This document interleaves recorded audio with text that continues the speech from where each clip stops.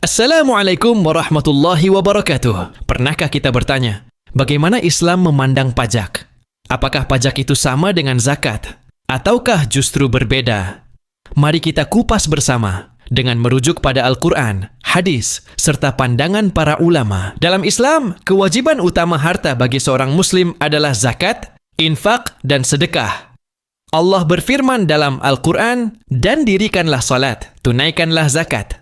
Quran Surah Al-Baqarah 43. Sedangkan pajak atau dalam istilah fiqih disebut al-mukus merupakan pungutan yang ditarik penguasa dari rakyat di luar zakat. Rasulullah pernah memperingatkan keras tentang pungutan zalim ini. Beliau bersabda, tidak akan masuk surga orang yang memungut cukai. Hadis riwayat Abu Dawud dan Ahmad. Hadis ini menunjukkan betapa berat ancaman bagi penguasa atau petugas yang mengambil pajak dengan cara menzalimi rakyat. Zakat ditetapkan langsung oleh Allah dengan ketentuan yang jelas, nisab, haul, kadar, dan penerimanya sudah ditentukan dalam Quran Surah At-Taubah ayat 60. Sesungguhnya zakat-zakat itu hanyalah untuk orang-orang fakir, orang miskin, amil zakat, mu'allaf yang dibujuk hatinya, untuk memerdekakan budak, orang yang berhutang, untuk jalan Allah, dan untuk orang yang sedang dalam perjalanan, sebagai suatu ketetapan yang diwajibkan Allah. Dan Allah Maha mengetahui lagi, Maha bijaksana. Sedangkan pajak seringkali ditetapkan oleh manusia dengan kadar yang bisa berubah,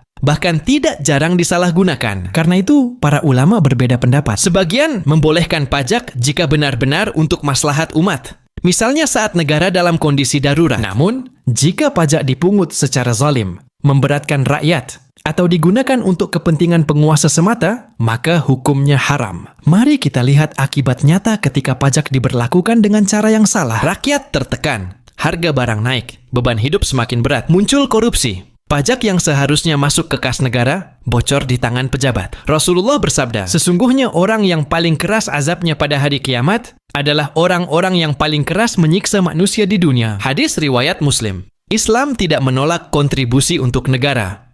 Namun Islam mengatur agar itu dilakukan dengan adil, transparan, dan tidak menzalimi. Zakat dan infak adalah jalan utama yang suci dan penuh keberkahan. Maka, ketika sebuah bangsa meninggalkan aturan Allah dan mengganti dengan sistem pajak zalim, akibatnya adalah krisis, korupsi, dan penderitaan rakyat. Sahabat sekalian, mari kita kembali pada syariat Allah. Kita dukung zakat, infak, dan sedekah sebagai pilar ekonomi Islam. Dan kita doakan, semoga para pemimpin negeri ini diberi petunjuk agar tidak menzalimi rakyat dengan pajak yang berat, serta diberi keberanian untuk menegakkan keadilan. Wassalamualaikum